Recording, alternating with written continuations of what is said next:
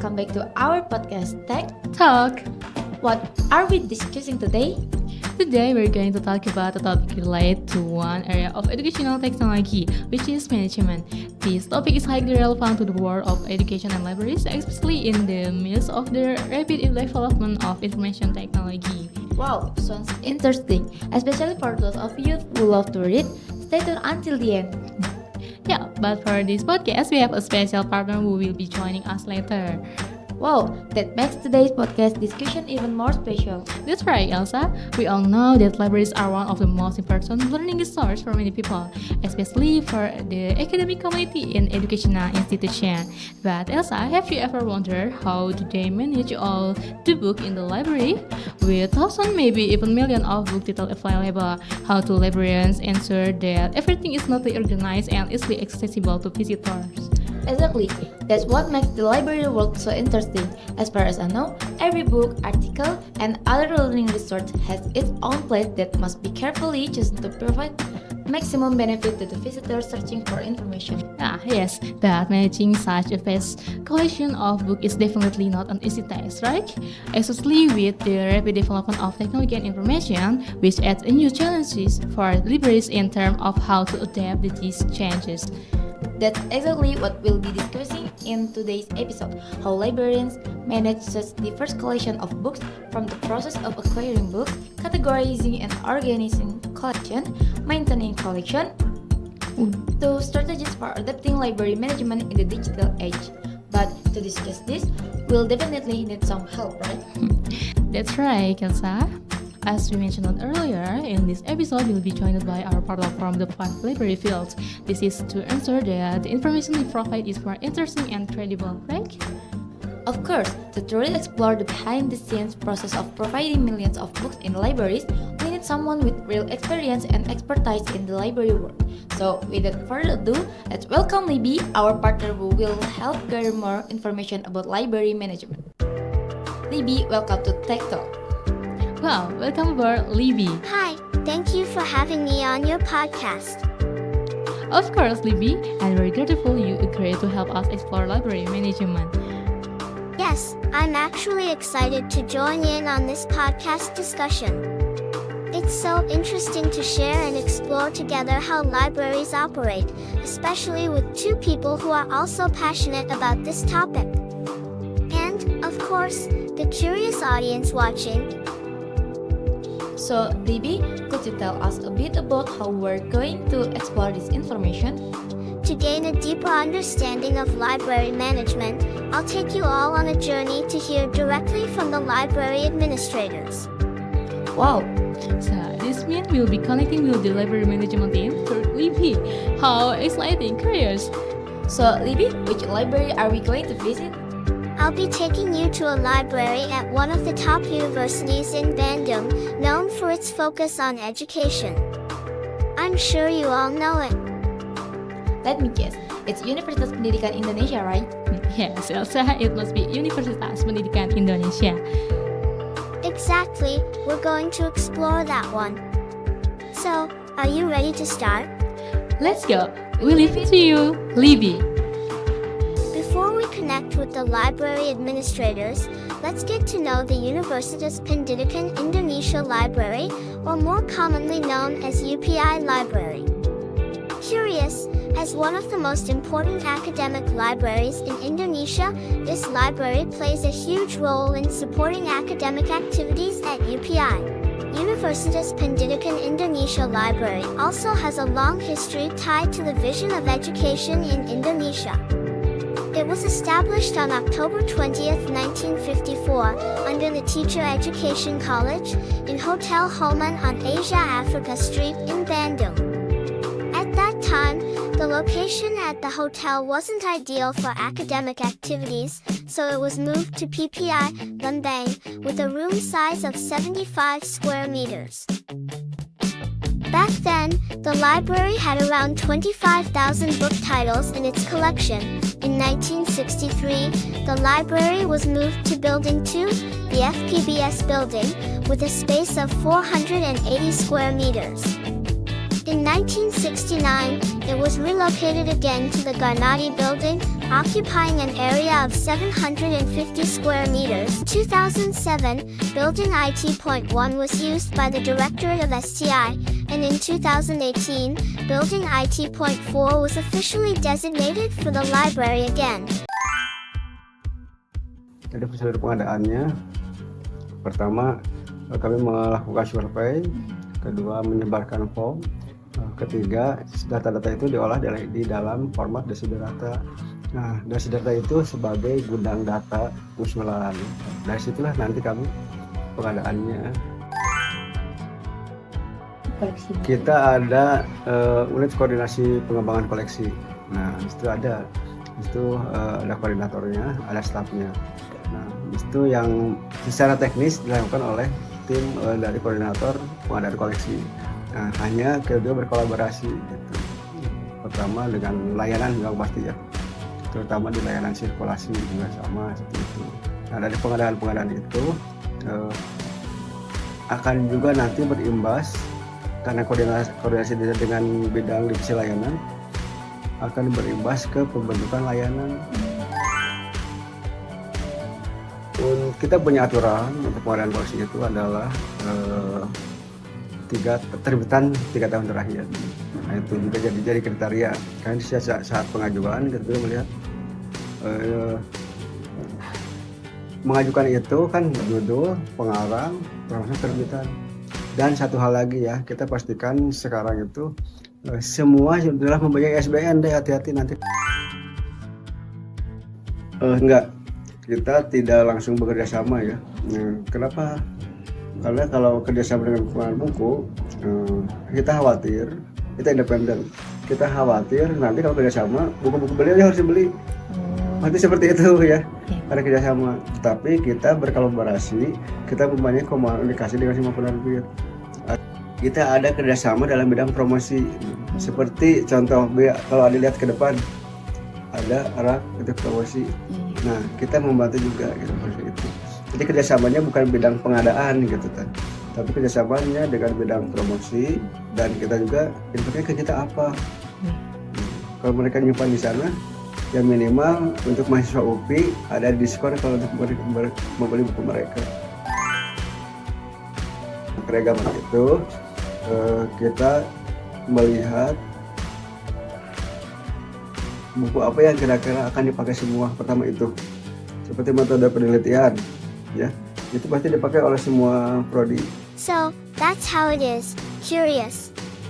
Starting from the identification process, which begins by distributing surveys to gather a book procurement list based on needs, to the fact that UPI Library is not tied to any specific publisher. Still curious? Let's continue exploring. Bukunya seperti apa gitu cara mengelompokannya, itu pemakainya diisi. Itu ada 10 kelompok, udah otomatis ya. Jadi kalau misalkan buku datang itu asal masuknya ke kelompok mana bukan kita yang menentukan, tapi prosedur yang menentukan. Ada pencegahan, ada perawatannya. Jadi pencegahannya juga kita namanya masuk ke preservasi ya. Preservasi itu mencegah dan merawat. Dari mulai awal kita informasikan ke mahasiswa baru bagaimana merawat dan memperlakukan buku. Yang keduanya yang pasti kita kebersihan ya. Kebersihan itu pasti dirawat. Seperti itu. Kalau rusak ringan kita biasanya langsung diperbaiki. Nah, kalau rusak berat kita dikumpulkan, didata. Kan biasanya kita ada pihak ketiga yang mengerjakannya, tidak oleh kita. Kenapa? Karena kita tidak punya alat misalnya untuk menjadi kembali gitu ya, rusak berat itu. Rutinnya seperti itu sih, tiap hari emang dikontrol. Tapi biasanya 2 minggu sekali kita disedot debu gitu. Seperti tadi kita setelah petugas shelving melihat kriteria rusak ringan, ya kita ada diperbaiki ya. Perbaiki itu misalkan dilem, ganti call number. Nah, kalau buku-buku yang rusak berat kita disimpan dulu. Kita mengajukan anggaran, biasanya anggaran untuk penjelidan baru. Dan nah, kalau tidak bisa kita juga melakukan namanya digitasi. Buku-buku yang agak sulit untuk dirawat kita digitasikan. Nah, nanti dibuat digitalnya gitu. Seperti itu gitu. Foto-foto. Tapi kita sekarang udah menerapkan yang namanya koleksi out of date. Nah, jadi koleksi-koleksi yang lama yang agak susah gitu, tapi masih bisa dipinjam ya. Oh, so that's how the maintenance and care are done at the library? Curious. Pengadaan koleksinya biasanya dilakukan di akhir tahun, udah menyusun.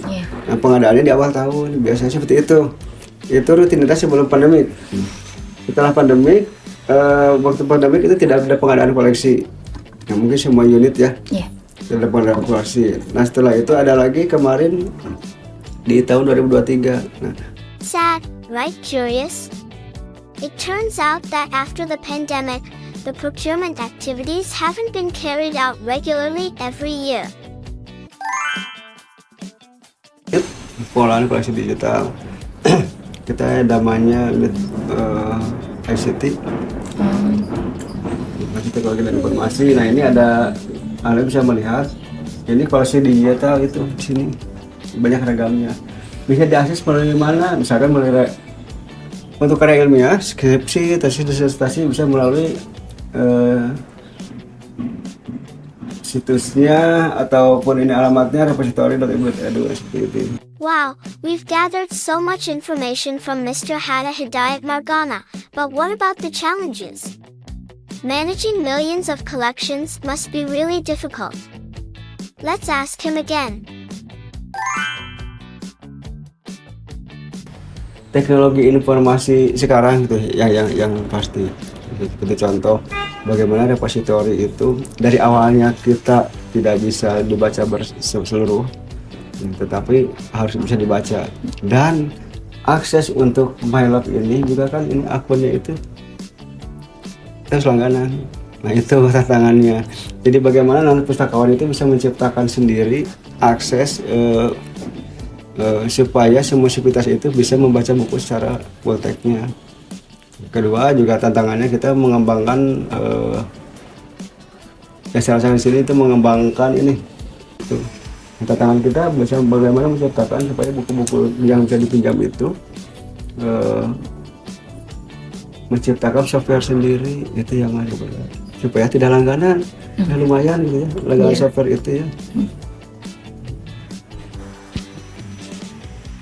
Standar nasional 500 mahasiswa itu satu pustakawan untuk tugas.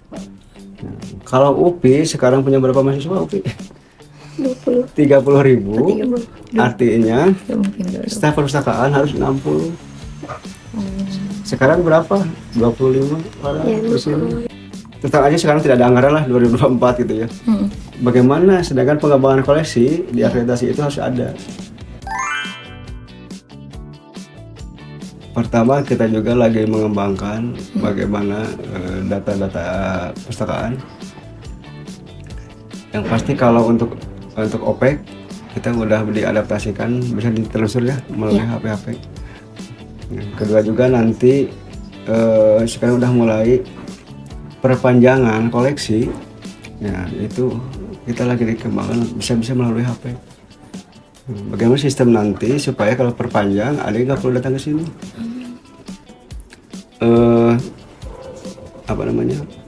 Ada paperless untuk skripsi atau disertasi. Nah, kita harus adaptasi dengan apa? Dengan teknologi. Artinya bagaimana supaya pemustaka itu lancar aksesnya. Nah, kita juga mengajukan banyak-banyakannya wifi, banyak-banyakannya sekarang stop kontak ataupun colokan-colokan seperti itu. Sekarang Perpustakaan Nasional membuka namanya OneSearch, Indonesia OneSearch. Kita harus beradaptasi ke sana, harus bergabung. Kalau Anda misalkan membuka Indonesia OneSearch, berarti semua repositori itu ada di situ deh. Semua perguruan tinggi di Indonesia itu harus bergabung ke situ. Alhamdulillah kita udah bergabung gitu. Artinya itu kan adaptasi ke situ. Dulu orang perlu data ke sini harus harus datang memfotokopi sendiri. Nah, ini kita membuka sekarang ini ladang ceria, cetak kirim koleksi akademik. Jadi ada tinggal ini aja, isi formnya aja di sini. Cara pemesanan, nah ini nggak ada. So those are the challenges. Earlier, we talked about surveys to assess user needs.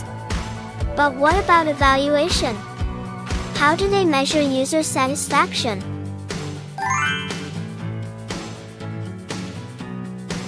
Ada namanya evaluasi tribulanan, ada evaluasi tengah tahunan. Itu keseluruhan Ya. ini. Laporan tengah tahunan yang rutin ke pusat itu laporan tengah tahunan. Laporan tahunan itu pasti. Nah itu dievaluasi di situ. Ada laporan bulanan juga. Laporan bulanan kita ya untuk staff kita ya namanya RKB, rencana kegiatan bulanan. Kita evaluasinya di para divisi. We've finished discussing how the collection management works in the library, both physical and digital collections. We've also explored the innovations applied by Universitas Pendidikan Indonesia Library to adapt to the fast-paced information technology era. Now, let's talk about book borrowing. Borrowing books here is really easy curious. You simply choose the book you want to borrow, then register it like this. The borrowing is limited to 3 categories: students, lecturer, and staff. The loan period is for 2 weeks, and you can borrow up to 5 books. Also, there's a penalty system for late returns. The fine is 500 rupiah for 1 day, which aims to increase borrowers' awareness about the borrowing deadline. Now, let's return to Elsa and Eva Curious. Libby is thirsty, so I'll have a drink first. Hehe. Well, Libby, that was so informative. We've gathered such comprehensive information from Mr. Hada, and with Libby's help, we could get this all curious. What do you think, Elsa? Libby, you're amazing. Eva, I couldn't stop listening to the information from Libby. The explanation from the speaker were also very clear and truthful, Eva. We also talked about the library dedicated website for providing digital service. Curious, if you're curious, you can check it out. But Elsa, Libby mentioned wanting to grab a drink earlier. I wonder if she is done because I am still curious. Will Libby also help us gather insight from the library visitors? So far, we've only heard from the library management. True, let's connect with Libby again. Curious? Hello, I'm back. Hey Libby, are you ready to join us again? Ha ha ha, yes. Great. So what's next, Libby? Are we going to find out what the visitors think? Now I'm ready to continue exploring with you all. Yes, exactly. Now I'll connect you with some of the library visitors who have used the services managed by the library team. I've asked my friend to interview a few visitors there. Let's listen together. Halo, jadi di sini aku lagi bersama narasumber kita yaitu Teh Hasna. Aku Iqbal. Kalau di Teh Surabaya Puas tuh ada 80% lah. 10, 9. Selanjutnya, apakah Akang merasa layanan perpustakaan ini mendukung kebutuhan akademik? Pengalaman akademik beberapa kali juga, alhamdulillah pernah nyari tugas juga dan nyari sumber juga itu dari buku-buku yang ada di perpus, dan ya alhamdulillah nemu gitu, meskipun beberapa kali juga itu bukunya harus nunggu dikembaliin juga sama orang yang minjem gitu. Kalau kata aku membantu banget sih, soalnya dari buku gitu bisa mencari Sumber informasi. ya sumber informasi, teori. Kemudian, apakah aspek layanan perpustakaan yang menurut Teteh ini perlu ditingkatin gitu? Kalau sejauh ini sih belum ada, soalnya menurut aku ini udah oke banget. Udah membantu Ya, gitu sudah sangat untuk membantu. mahasiswa mencari buku. Ada satu mungkin kayak satu saran gitu kan, pas pengembalian itu kan bukunya nggak dicek ya. Iya. Nah aku tuh pernah minjem buku di mana kondisinya di dalam bukunya itu tuh digambar-gambarin, dicoret-coretin gitu kan, kayak nggak bagus juga kan. Iya. Minjem, nah itu mungkin bisa diketatin juga sistem yang di perpustakaan, pengecekan juga, biar kalau misal ada orang yang tangannya usil itu bisa didenda atau mungkin bisa di blacklist dari perpustakaan gitu. Untuk proses pengembalian dan peminjamannya kalau menurut aku udah oke banget. Oke. Nah, yang terakhir, jika perpustakaan ingin menambahkan layanan baru, apa jenis layanan yang menurut Akang ini paling bermanfaat bagi Lebih ke layanan konsultasi sih, soalnya layanan konsultasi dari pihak mahasiswa sama perpustakaan ya, berarti ya itu mungkin lebih dibutuhkan. Kenapa? Mungkin banyak pengunjung juga ya yang mungkin kayak ngerasain apa ya namanya, kayak kendala-kendala yang kita dapatkan di perpus gitu. Misal contoh kayak contoh buku yang nggak ada, terus buku yang mungkin nggak sesuai sama yang ada di rak gitu. Misal kayak ini rak apa, bukunya kok ini gitu, atau enggak kok buku A ditaruh di rak G gitu. Nah itu kan nggak sesuai ya, itu mungkin bisa lebih disesuaikan lagi. Soalnya meskipun emang banyak sesuainya, tapi ada aku beberapa kali nemu juga itu bukunya nggak sesuai sama yang ada di rak. Jadi itu seputar pandangan dari para narasumber kita atas kepuasan layanan dan saran dan perbaikan yang diberikan oleh narasumber kita. Terima kasih. That's the perspective from a student. Wow, it's great to hear the few library visitors, but positive feedback and a few suggestions for improvement. Exactly. This gives us a good feedback and allows us to compare how the library team manages the service with how visitors experience and benefit from the service. Thank you, Libby. With your help, we've got such comprehensive and useful information. Now we're no longer curious about how library services are managed behind the scenes, as well as the innovation implemented at UP Library. It's my pleasure. I'm happy to help. Well, I'm done here for now. I'll say goodbye, but we can meet again soon for another interesting discussion. Bye-bye. See you again, Libby. Now, curious, we delved into how UP Library manages its collection, starting from the evaluation process to gather user needs for book procurement, the care and maintenance of collection, and their steps for handling damaged books. What else? We also learned about the dedicated website for providing UP Library's digital collection, which you can check out at perpustakaan.up.edu. We also discussed innovation like OPEC and future plans for online renewal service, and as well as the library's evaluation. We also heard diverse opinions from the library visitors who have used the service managed by the library team. That's it. I think we can wrap up today's discussion, Elsa. We hope this episode provides valuable insight for careers. Thank you for joining us on Talk. Don't forget to follow us for more interesting information about educational technology. See you in the next episode. Thank you, everyone! Thank you, Elmar! Boom!